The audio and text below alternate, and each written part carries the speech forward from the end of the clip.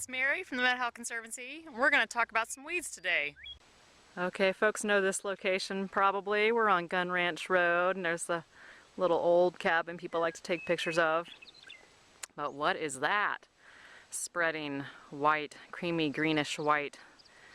Looks like it might be a pretty plant. It is actually a fairly pretty plant, but that is whitetop, and it covers much of the valley. You can see it. So here's a slightly older whitetop. It's grown up a little bit more.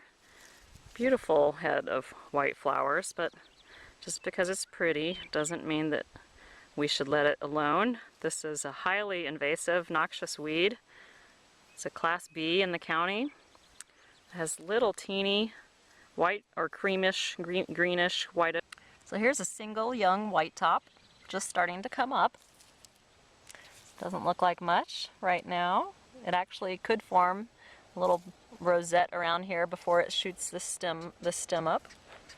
Here's one that is just starting to put out a little bit of a bloom. So it starts like that, tight cluster.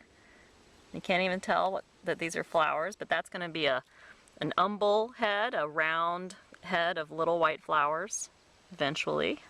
So if you just had a couple of these around your yard, if you had a small patch that seemed manageable, you could pull them. There's also Russian thistle all around, but we'll talk about that guy in a minute. Let's pull some of these out. So whitetop is a perennial. It spreads via rhizomaceous roots, creeping root systems that spread out horizontally and vertically. It sends roots down and it sends new shoots up. So it spreads quickly. It makes it hard to eradicate.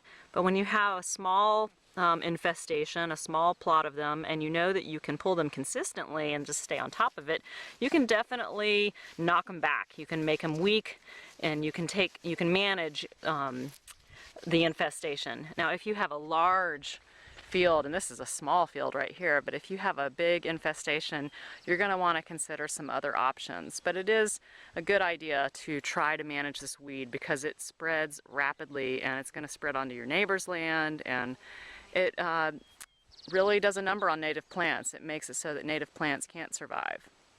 So you would want to consider either cultivation repeatedly over several years so that you can expose and kill the roots, or you might want to consider herbicides. There's a number of herbicides that are on the market specifically for whitetop. Let's go back to this small one and see if we can pull it and show you what the root system looks like.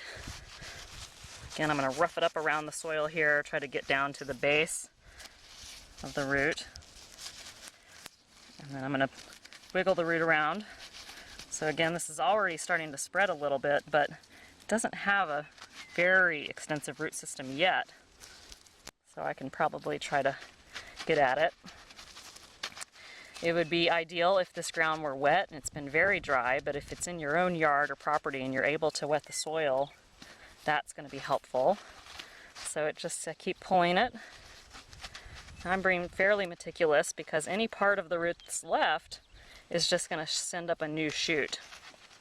Again, it may not come back for several years, but I got most of it. I know I left some of it in the ground, but even for this small plant, this was starting to spread. And you can see here at the base that it was going to spread both ways. It was going to go both left and right, and then off of this it would have sent shoots down. So that's a young whitetop.